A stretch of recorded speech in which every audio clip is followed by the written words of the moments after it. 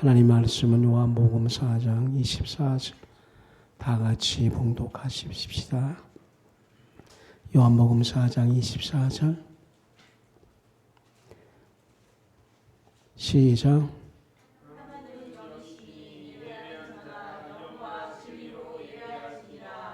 아멘. 요한복음 5장 24절 또 봉독하겠습니다. 시작.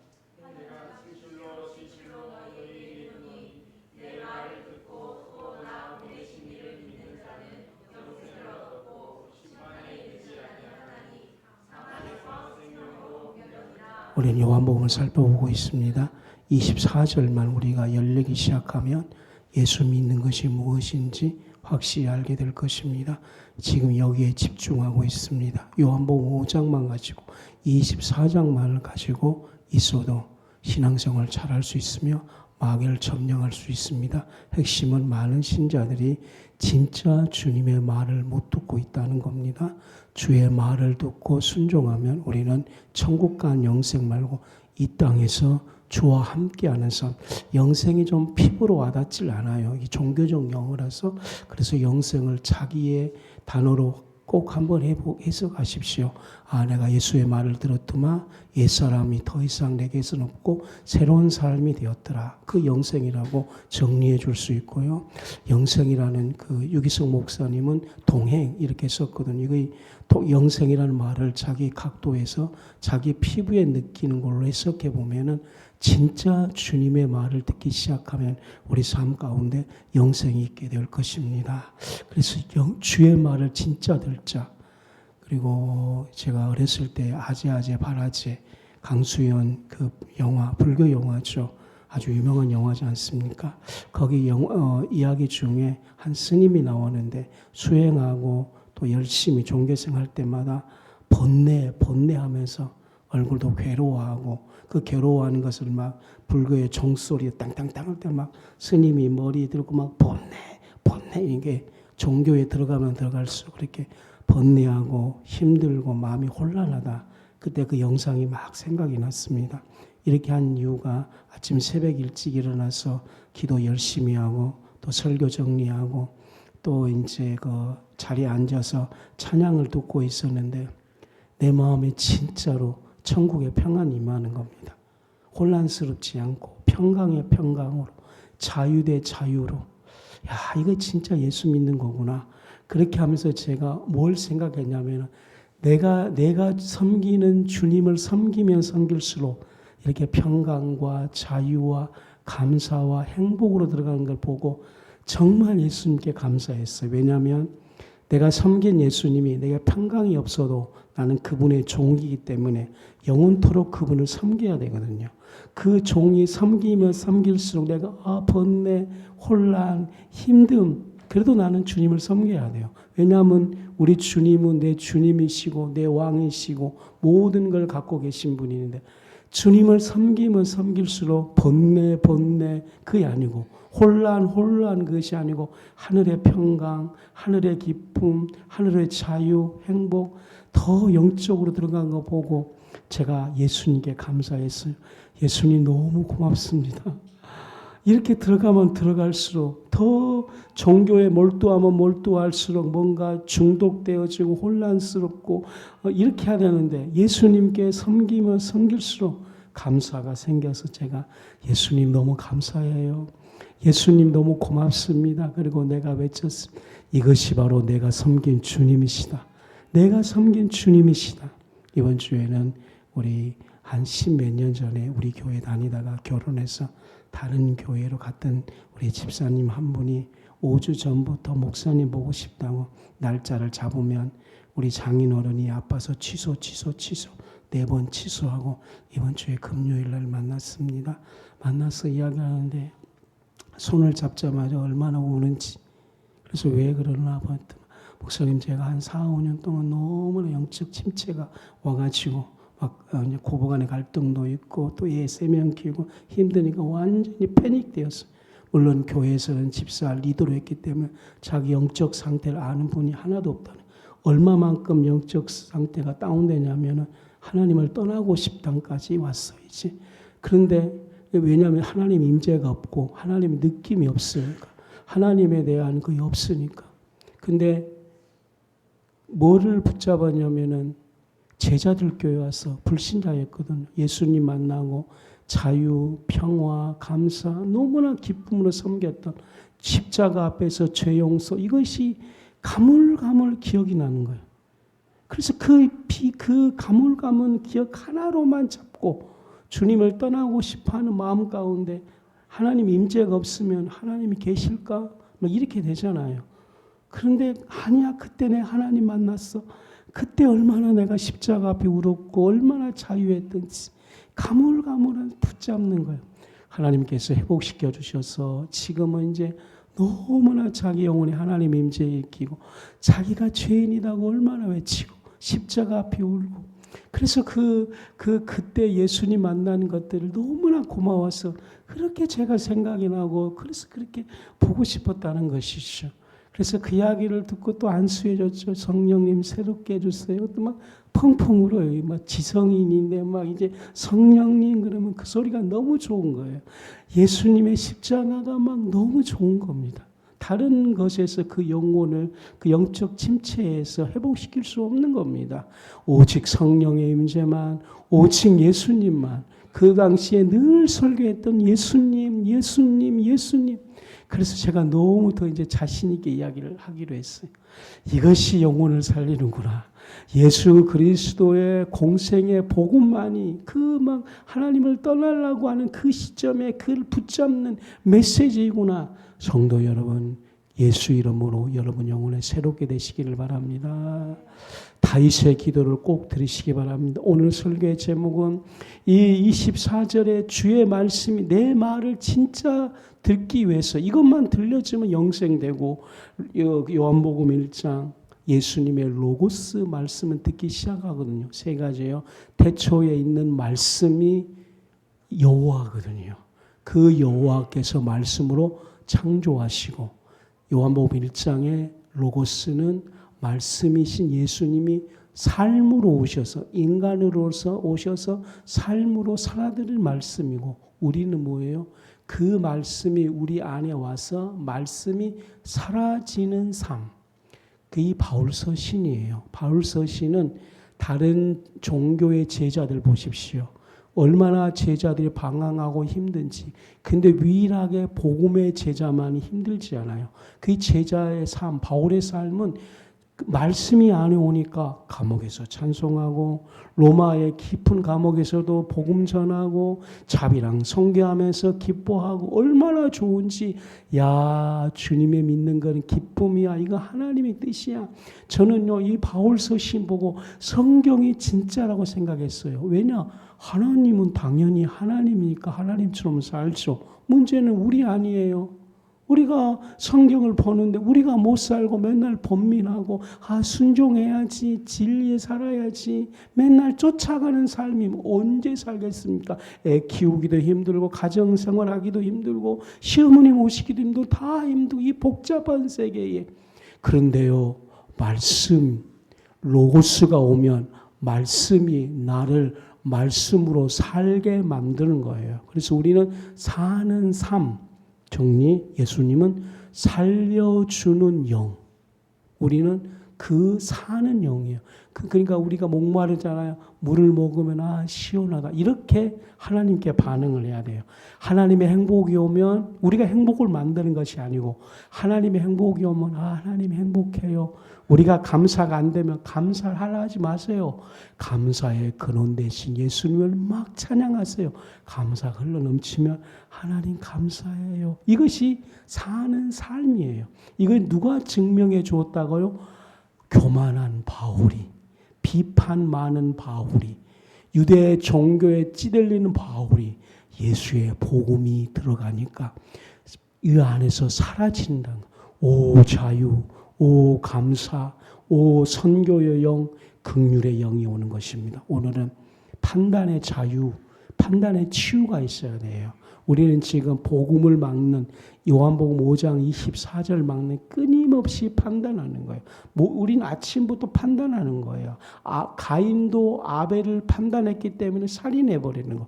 죄성이 들어오면 다 판단하는, 우리의 판단을 한국적으로 영어로 생각하면 배가 사춘이 땅 사면 배 아프다. 이건 사실이에요. 한국적인 말로 하는 거예요. 그래서 힘드는 거예요. 지금 우리가 아무리 경제 잘 나가고 뭐 해도 배 아프면 불만이 생기고 미워져요. 이거 얼마나 신앙생활이 얼마나 장애인 줄 모르고 불신자들 만나보십시오. 판단, 배 아픈 이야기밖에 없는 거예요. 아무리 친한 친구도 한 자식 공부 좀 잘하면 그러면 집에 가면 힘들어요. 판단의 자유고 배 아프면 불만이 생기고 싫어져요. 그러면 그 인생이 바로 저주가 오고 어둠이 오는 거예요. 얼마나 하나님의 말을 듣고 우리가 기뻐하고 감사해 살았는데 이것이 막는 거예요.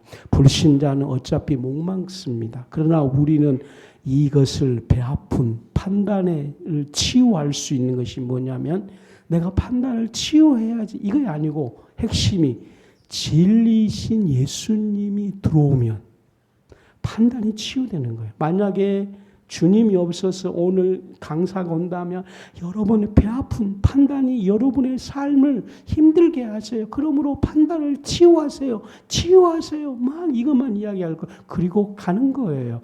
그것은 판단을 치유하는 것이 아니에요. 그냥 경고만 하고 갈 뿐이에요. 판단의 치유는 진리이신 예수님이 우리 안에 들어오기 시작할 때 판단을 우리 안에 누르고 판단을 우리 안에서 쫓아내어지고 진리신 예수님이 계속 흡입되어지고 우리 안에서 소화되어지고 우리 안에서 찬양이 시작되면 판단하는 배 아픈 치유가 될 것입니다. 그때의 24절 주의 말이 우리 안에 들어오기 시작하면 요한복음 1장, 창세기 1장 태초의 말씀이 들어오면 우리는 말씀이 사는 삶이 되어서 이것이 영생이구나. 그러면 우리는 자신 있게 예수 믿으세요. 이것이 예수님이에요.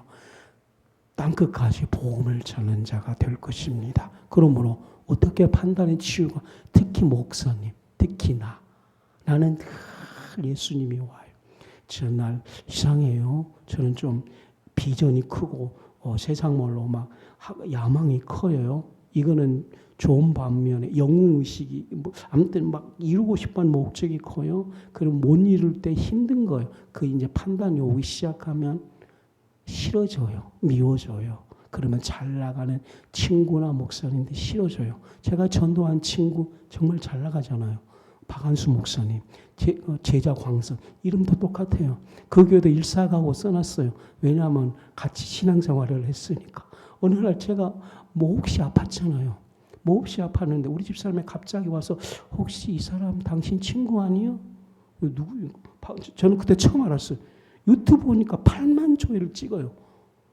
같이 개척했는데 개척 시작할 때 큰 교회에서 교인 100명 떠졌어요. 시작부터가 틀려요. 그래서 그 당시에는 한 300명 되었는데 코로나 끝나고 유튜브 일이 돼가지고 지금 교인 2,000명 됐어요. 지금 말고 한 500명. 근데 제 꿈속에 100번이나 진짜 100번이나 꿈에 자꾸 나타나요. 의식 속에 제가 배가 아프고 있었다는 거예요. 어떻게 꿈이 꾸어진 줄 몰라요. 그렇죠. 왜냐하면 나는 막 했어. 교회 100명 돼서 성전 건축했으면 200명 되겠죠. 근데 안 됐잖아요. 그러니까 나는 다 이겨냈다고 생각했는데 내면에 있었던 거예요. 자꾸 꿈을 꿔요. 자꾸 꿈을 꾸는 거예요. 근데요, 진짜 진리이신 예수님을 예배하고 경배하자 꿈을 안 꿨어요. 그리고 그를 향해서 늘 기도해요. 새벽에 나왔어. 목사님, 하나님, 목사님 너무 바빠요. 우리 교회 한번 왔잖아요. 너무 바쁘대요. 너무 힘들네요. 그래서 나는 행복하다 그랬거든요. 그래서 제가 기도해 줬어요. 저는 배 아픔과 판단의 치유에서 치유되는 거예요. 왜냐? 진리이신 예수님에게 순종했기 때문입니다. 그 배 아픔을 이겨내려 하지 않았어요. 진리이신 예수님 앞에 순종하고 그러자 진리신 예수님이 내게 오는 거예요. 그래서 저는 예수님이 중요한 겁니다.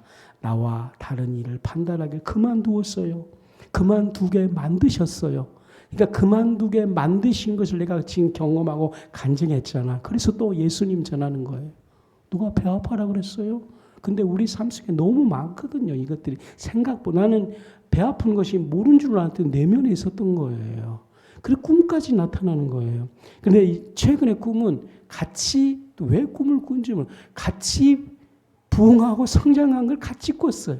그리고 또 한 번 꿨는데 목사님 교회 가서 내가 설교하고 목사님 나를 이렇게 세웠어요. 놀랍죠. 아멘 좀 해주세요. 진리의 자체이신 그분 손에 최종적인 판단을 맡겼어요. 그래서 제가 문자 보냈어요. 제가 가끔 목사님 설교 듣고 진짜로 목사님이 가끔 제가 목사님 설교 듣고 있어요. 목사님 설교는 회개와 한국교회를 깨우는 설교예요. 너무나 귀한 설교예요. 목사님 10만 명이 듣고 있는데 이 10만 명은 주님이 가장 사랑한 양들이에요. 그러니까 10만 명이 배 아픈 것이 아니라 당신이 사랑한 양떼들이니까 제가 예수님 사랑하잖아요. 그러니까 10만 명을 먹이는 목사님이기 때문에 사단의 공격받지 않도록 제가 기도할게요. 저는 목사님의 설교를 귀히 여깁니다. 그래서 우리는 너무나 친한 친구가 되었어요. 그래서 우리 교회 온 거예요. 최종적으로 맡겨들었어요. 나는 이 맡겨들은 은혜가 왔기 때문에 저는 이것이 내게서 영생이라고 생각하는 거예요. 이거는 내가 아니거든요. 이건 될 수가 없는 거예요. 막 교회 목사끼리 얼마나 싸우고 그것은 다 배가 아파서 그런 거예요. 다 얼마나 죽이려고 하고 큰 교회 생기면 얼마나 물어뜯고 그런다고요. 저는 사랑해주고 기도하고 이건 예수가 하셨어요.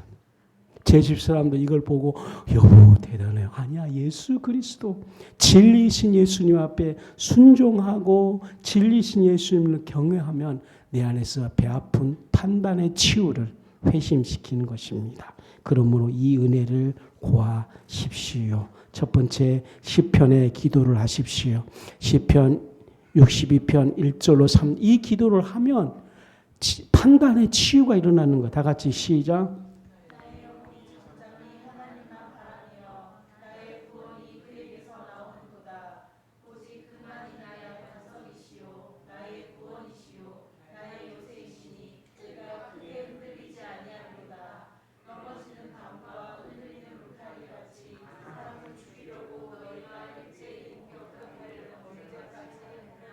이 시편의 기도에 목숨을 바치십시오. 작년에 내게 주님이 새로움을 주셨는데 올해는 제게 다윗의 기도, 시편의 기도에 주목하고 있고 여기에 집중적으로 하고 있습니다. 왜냐하면 제가 이것에 치유받아 24절 로고스 말씀이 그대로 와서 내 삶 속에 진짜 천국 간 영생뿐 아니라 이 땅에서 주님과 동행하고 네 자아가 죽고 이 땅에서 정말 완전한 상태가 된다고 말씀하셨는데 그것을 꼭 경험할 것입니다. 복의 근원이 된다 그랬습니다. 너로 어디 가든지 너에게 열쇠를 주어서 네가 기도하면 열리고 닫히면 닫힌다고 그랬습니다. 너는 반석이라 이렇게 말씀하신 놀라운 것들이 성경 속에만 있는 것이 아니고 바울 속에서 나타나는데 이제 내 속에서 나타나기를 사모하는 것입니다. 그러면 시편의 기도를 해야 되는데 나의 영혼이 잠잠히 하나님만 바라며 나의 모든 구원이라고 하는데 나의 모든 것이 정말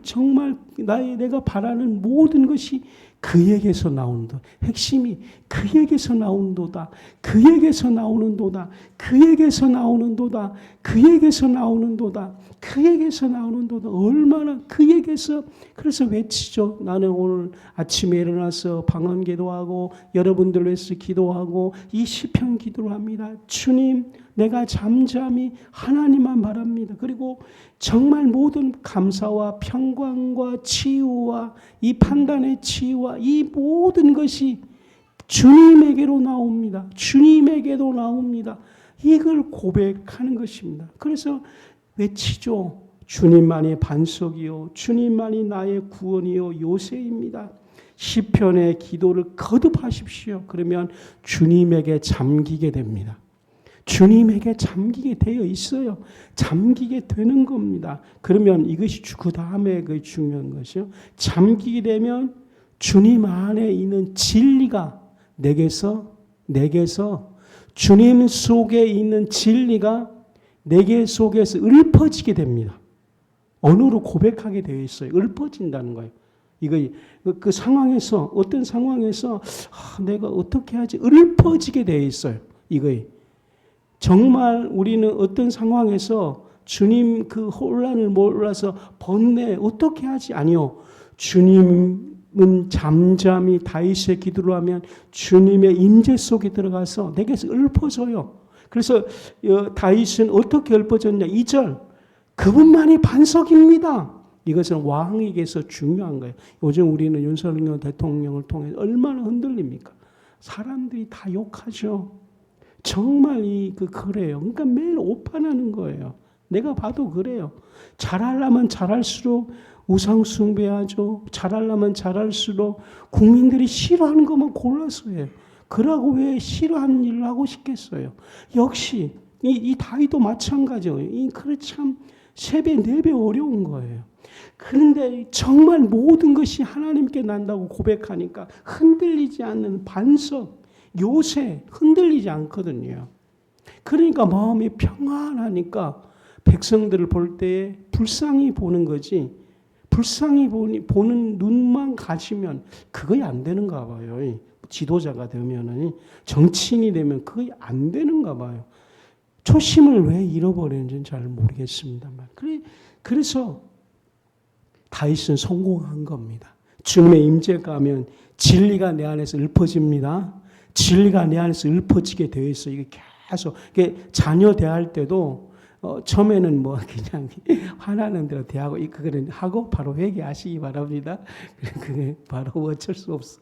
세월이 지나야 이거 만만치 않는 거니까 혼 안 내도 이것도 마찬가지예요. 말 안 했다고 좀 성화된 것이 입 딱 다물고 있는데 그것도 마찬가지. 근데 시편 기도를 꼭 해보십시오. 구원이 있습니다. 그게 큰 소리로 해보세요. 그러면 안에서 이게 다 읊어져요. 이거 내가 안아줘야지. 나와 다른 반응을 하는 거예요. 이거 확실히 그래요. 그러면 이거 이 목사님이 말한 예수 믿는 거구나. 이것이 로고스의 말씀이 들어오는 거구나. 이것이 영생이구나. 그러면 본인이 예수 믿는 거 자랑스럽고 예수 믿는 것이 행복하고 이거 예수님이라 외치는 것입니다. 두 번째, 다음 성서를 따라 주의 깊게 기도하십시오. 요한복음 4장 23절로 24절 시작.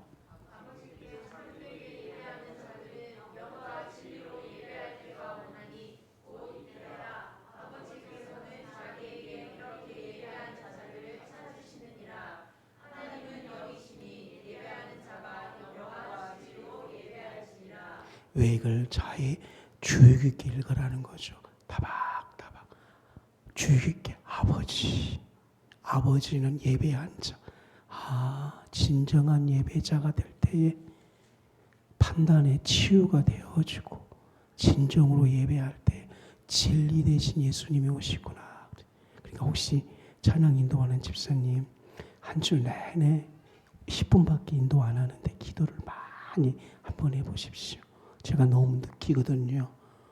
왜냐하면 저도 예배를 금요일부터 준비해요. 금요일부터 너무 행복하거든요. 방언 기도 많이 하고 토요일은 정말 될 수 있는 대로 아무것도 안 하고 정치, 신문 이거 다 차단하고 기도 많이 하고 특히 이제 주일날 새벽은 2시부터 막 방언 우리 집이 다 방언 기도로 진동하거든요. 그러면 이제 기도가 막 충만했다가 7시 되면 막 답답하기도 하고 막 이렇게 싸우고 전투하는. 근데 딱 11시에 여기서 딱 쓰면 마치 물속으로 딱 들어가면 수영하듯이 압박이 틀리잖아요. 밖에 있는 것과 이 예배 인도하면 뭔가 실질적으로 어떤 영이 아니고 물체가 딱 부딪히는 것처럼 막 그래요. 이거 그러니까 여러분들이 지금 상태나 뭐 늦게 오는 걸 아무것도 보이지 않아요.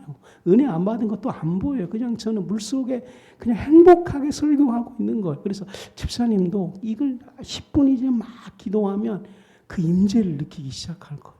그러면 진짜 느껴봐라는 거예요. 느껴봐.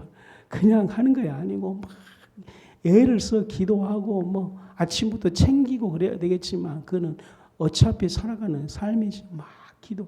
그러니까 예배를 이렇게 시작하면 진리 대신 예수님이 와요. 그리고 예배를 다 마치고 나면 풀이 탁 죽이고 힘든 것이 아니라 행복으로 주님의 거룩으로 그게 너무 좋은 거예요. 그래서 저는 주일날 되면 행복한 날, 설교하고 부담된 날 아니고 행복한 날, 확실히. 그러니까 월요일이 막 번아웃 돼가지고 목사님들 골프도 가고 뭐 갈 필요가 없어요. 이 주의 임재 안에 있는데 뭘 그렇다는 거죠. 그래서 진짜 예배자가 되십시오. 그래서 하나님은 영이시기 때문에 신령과 진정으로 예배라는 것이죠.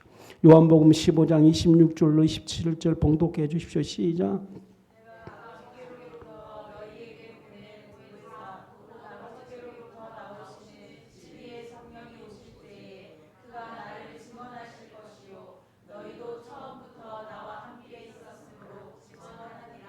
성도 여러분, 성령은 목사님에게서 오는 거 아닙니다.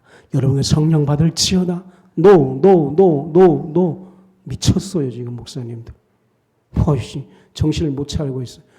왜 이따구로 설교를 한 줄 몰라요. 성령은 아버지께로 나온 진리의 영이에요. 아버지께 우리가 무릎을 꿇을 때 성령 오시는 것이지. 성령을 받아라. 성령을 내가 밀어준다. 욕 한번 할게요. 개볼딱 같은 소리예요. 이거 무서운 거예요. 왜 이렇게 된 줄 모르겠어요. 성령은요, 아버지께로 나오는 그렇게 받은 거 아니에요. 완전히 우리가 굴복하고, 우리가 완전히 겸손하고, 우리가 경외한 심령으로 무릎 꿇고 성령님 임하소. 이럴 때에 사역자가 성령님, 그 사역자도 존중해야 돼요. 임하소서. 그리고 주님이 그 사역자를 존중해서 내가 예수로 임하노니 성령 임할지어다. 그러면 그 도구를 통해서 임하는 거예요. 그러니까 그 도구가 목사님이 육신을 타고 성령이 임하면 정말 겸손하고 자기도 두려워해야 되는 거예요. 근데 이게 변질돼가지고 왜 그렇게 막 하는지를 모르겠어요. 속지 마시기 바랍니다. 성령은 아버지께 나와 있죠. 처음 들었죠, 여러분도? 아버지께로부터 나오는 거예요. 성령은 아버지께로 나오고, 그래서 요한복음 4장 23절로 24절 아버지께 참되게 예배하는 자, 그것과 성령이 연결되는 것입니다. 이렇게 예배할 수 있도록 24절에 하나님의 영이신이 그렇게 말씀하는 겁니다. 하나님의 사랑, 이걸 총틀어서 하나님의 사랑입니다. 이 하나님의 사랑이 진리를 위해, 그러니까 우리가 어떻게 진리이신 예수님이 우리에게 와서 배 아픈 판단을 치유하느냐? 하나님의 사랑입니다. 하나님의 사랑이 진리를 위해서 몸 바치는 자가 되도록 우리를 지금 부르시는 거예요. 아직도 내 안에 진리가 무엇입니까? 빌라도처럼 물어보고 있는 겁니까? 안 돼요. 아버지의 성령이 오시면 내 안에서 진리가 터져 나오므로 최고의 똑똑한 권력자 빌라도처럼 예수님에게 진리가 무엇입니까? 이렇게 하니까 진리가 내 안에서 안 온 거예요. 예배하십시오.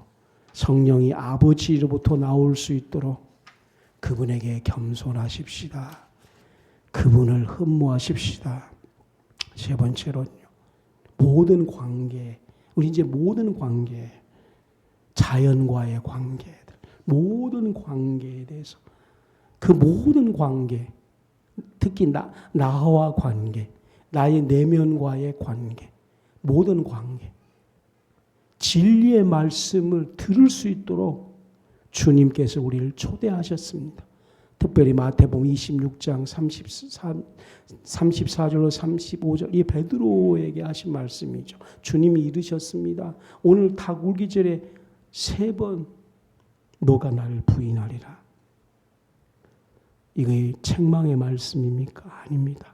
베드로는 이것이 훗날 성령 받고 난 후에 이것이 자신을 회복시키는 회개의 말씀이었습니다.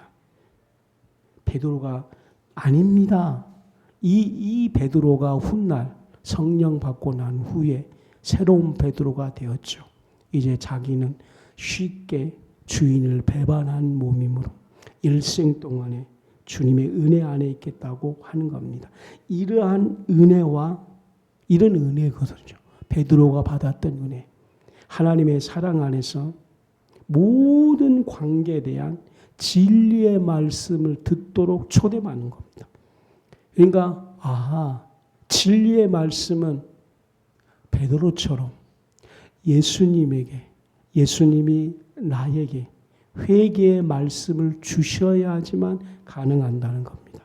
그러므로 회개의 말씀을 달려고 주님 앞에 기도하시기 바랍니다. 회개의 말씀을 달라고 그래야 되는 것입니다. 그러니까 회개하라. 이건 대명제죠. 그러면 우리는 주님에게 달려가서 당신이 베드로에게 정말 베드로도 자신이 3번 주님을 부인할 걸로 알지 못했습니다. 근데 주님이 벌써 애언적으로 말씀을 하신 거예요. 그러니까 만약에 이렇게 안 했다면은 베드로는 3번 부인한 후에 자기 정죄에 빠져 살았겠죠. 나는 주님을 부인한 사람이야. 이렇게 말을 했겠죠. 그래서 늘 꿈속에 나오고 이 정죄로 판단하기 시작하면 자기에게 맡긴 양떼를 또 얼마나 판단하겠습니까? 얼마나 혼내겠습니까? 베드로 성질 불같죠. 말 안 들고 그러면 얼마나 혼내겠습니까? 그런데 주님이 3번 널 부인할 것이다. 나의 진짜 내면에 있는 것까지 알고 있었다는 그 주님. 그래서 나도 이렇게 회복된 이유가 뭐냐면 주님이 나를 회심으로 초대하셨기 때문에 양떼를 볼 때마다 당신도 나도 그랬는데 당신은 더 부인할 것이라고 하니까 힘든 양떼들 볼 때마다 다 자기가 만나는 주님에게로 인도하기 시작하는 것이죠. 베드로는 양들에 대한 판단을 자기가 하지 아니하고 그 판단을 주님께 맡기는 겁니다. 그래서 양들을 연약한 양들 올 때마다 배신하는 양들 올 때마다 힘들지 않고 매면 힘들지 않은 거죠. 힘들지 않아요. 힘들면은 번아웃 돼요, 베드로도. 근데 베드로는요, 베드로 전후서를 보면은요, 제자잖아요. 놀라워요. 번아웃 단어가 없어요. 우울증 단어가 없어요. 번뇌 단어가 하나도 없어요. 맑고 깨끗하고 아름답고 노인하잖아요. 고집도 없어요. 그래서 저는 거기서 예수님 당신의 복음은 진짜입니다. 고집이 없어요. 베드로 전후서 읽어봐요. 평안해요. 막 평안. 순종하라, 순복하라, 자유하라, 남편하게 해라. 얼마나 노인네가 말입니다. 이것이 예수 믿고 따라가는 자의 종말이에요. 베드로도 거기에 번뇌 있고 그랬으면 우리 어떻게 할 뻔했어요? 예수님 따라가도 힘들면 어떻게 할 뻔했겠습니까? 모든 관계에 대해서 진리의 말씀을 초청받기 바랍니다. 4번째, 우리가 상처받잖아요. 근데 이 상처가 주님은 어떠한 진리를 깨닫게 하는 약이 될 수 있기를 구하십시오.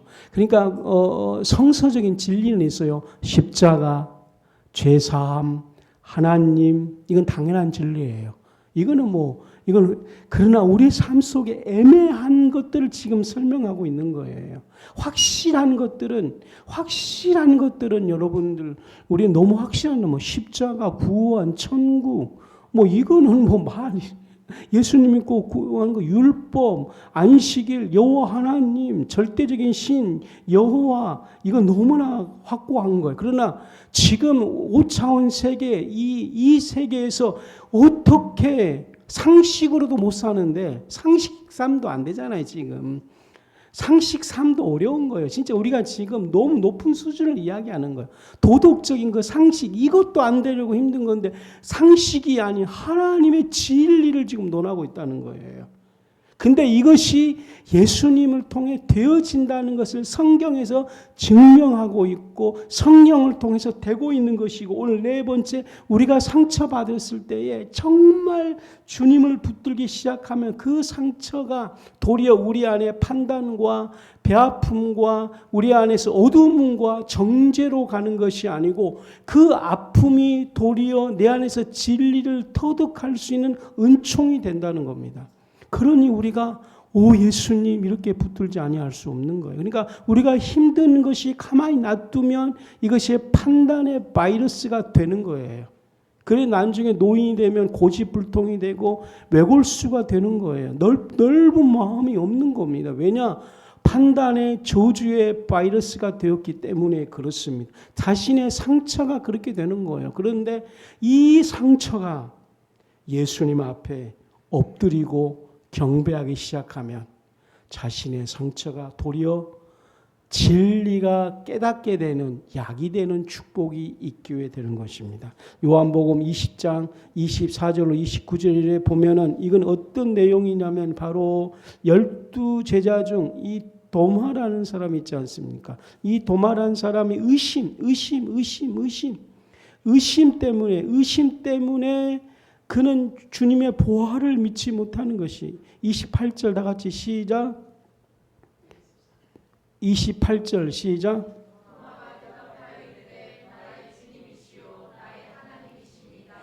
베드로는 주님을 만난 후에 의심이 도리어 신앙 고백하게 되는 거예요.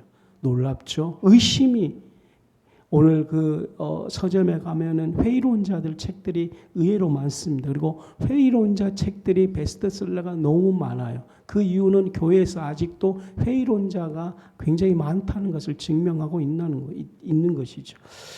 근데 이 도마도 회의론자예요. 근데 주님을 만나니까 회의론자가 자신의 상처예요. 만약에 베드로가 이 도마가 부활의 주님을 못 만났으면 어쩌면은 이 회의론자 의심으로 자기 안에 갖고 있으면 의심의 판단으로 들어가기 시작했으면 그는 이 세상의 모든 관계가 의심의 눈으로만 봤겠죠. 기독교도 마찬가지예요. 상처거든요, 이것이. 근데 주님이 그 안에 부활의 주님이 만나주니까 의심이 도리어 그는 진리를 깨닫는 약이 되어서 28절에 나의 주님이시오, 나의 하나님이십니다, 이렇게 고백을 하고 인도에까지 복음을 전하고 베드로처럼 막 박력 있게 주님을 전하지 않고 의심의 각도에서 이렇게 전하다 보니까 의외로 회심자를 더 많이 만들어내는 거예요. 막 무예수합니다 이러지 마, 이렇게 하는 게 아니고 나도 지난날 나도 그랬어. 주님 만나지 못했다면 그러지 못했겠죠. 모든 상처가 진리를 터득하는 약이 될 것입니다. 가난이, 아픔이, 자기의 자식이, 자기의 무엇이, 요즘 저희 가정은 정말 예수님 믿고 최고의 행복하고 있습니다. 자식의 관계도 그렇고 목회도 그렇고 모든 것이 다 그래. 예수님께 엎드렸기 때문에 그렇습니다. 더 주님께 굴복했기 때문에 그렇습니다. 서로 잘못했다 서로 말하고 서로 순종하려고 노력하는 것, 지난날의 상처들이 우리의 판단으로 작용되지 않고 의심으로 작용되지 않고 그를 도마처럼 부활의 주님을 만나고 예배했더마 그 지난날의 상처를 다른 사람을 볼 수 있는 불쌍히 여긴 마음으로 진리가 그 안으로 들어오기 시작했다는 것입니다. 도둑질하는 사람들은 또 그렇잖아요. 네, 시간이 없는 관계로. 그러므로 예수님의 상처가 도마에게는 진리를 깨닫게 해주었습니다. 내가 받은 상처들도 진리에 깨달는 약이 될 수 있도록 구하십시오. 이 진리가 오면 나의 거짓, 특히 속임수 다 섞고 있습니다. 지금 나의 성격 95%는 거짓에 섞고 있다. 이런 책도 있어요. 섞고 있어요. 진리가 와야지만 이 속임수에서 속지 않고 있어요. 대부분 이런 책도 있잖아. 내가 말하는 대부분의 말은 쓰레기통에 들어갈 만한 쓰레기 언어이다. 아빠 말 들어. 그런데 우리의 모든 말들은 쓰레기통에 들어갈 말이라는 것을 깨닫고 반성하는 것입니다. 진리가 와야지만 속임수에서 벗어날 수 있습니다. 자신에 대한 환상과 허상, 이 지도자들이 이거는 꼭 특별히 열심히 사신 분들에게는 좀 이런 악들이 많아요. 그래서 이것들이 깨닫게 해주시고 그 다음에 진리의 빛이 오시면 예수님의 빛을 발아 자유롭게 되는 것입니다. 다섯 번째, 때를 잘 분별하여 진리를 말하는 법을 꼭 배우십시오. 할렐루야.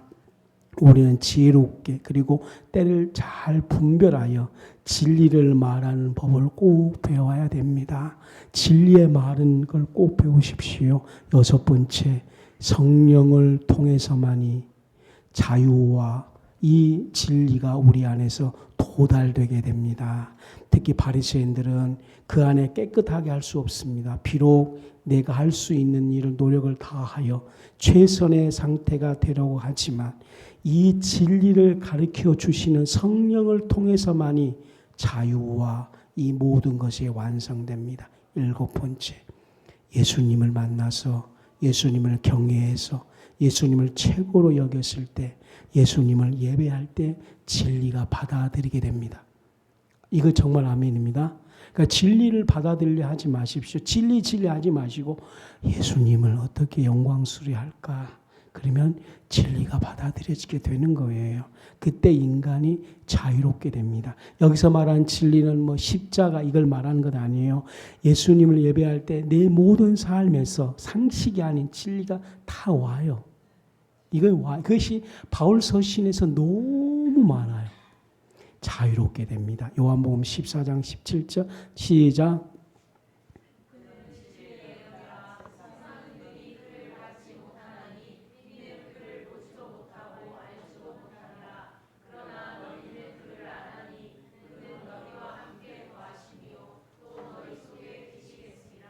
아멘. 마지막으로 진리로 인도하는 기도 연습. 이거 꼭 정리해서 한번 해보십시오. 이 앞주는 용서에 대해서 했잖아요. 이 앞주에는 이번 주에는 이 진리 예수님이 다가오는 기도를 하십시오. 성경을 택해서 아까 시편 다윗의 기도 그걸 꼭 택하시고 선포하듯이 읽으십시오. 그리고 그 말씀을 따라 그대로 기도하십시오. 이게 중요합니다. 이거 예수님의 기도를 하십시오. 이렇게 말하십시오. 예수님, 당신은 진리입니다. 예수님 눈 감고 호흡하듯이 마음으로 영혼에 스며들도록 그리고 나의 모든 부분이 예수님은 당신은 진리입니다. 이 침묵으로 잠길 수 있도록 계속 예수님 당신은 진리입니다. 예수님 당신은 진리입니다. 한 100번 정도 예수님 호흡하듯이 예수님 이거 막 분주할 때 꼭 해보세요. 예수님 당신은 진리입니다. 뭔가가 상식이 아닌 진리의 삶을 살고 싶을 때 왜냐하면 진리가 와야지 자유롭게 한다 그랬거든요. 우리 이게 얽매여서 할 수 없어요. 예수님 당신은 진리입니다. 예수님 당신은 진리입니다. 그러면 이것이 호흡으로 되어지게 되어 있어요. 그리고 마음의 영혼으로 스며들게 되어 있어요. 그리고 내 모든 부분이 잠기게 되어 있어요. 침묵 상태가 돼요. 이 침묵 상태가 되면 진리의 성령이 아버지로부터 들어오십니다. 그리고 필요한 것만큼 내 안에서 진리의 침묵 안에 머물게 되어 있습니다.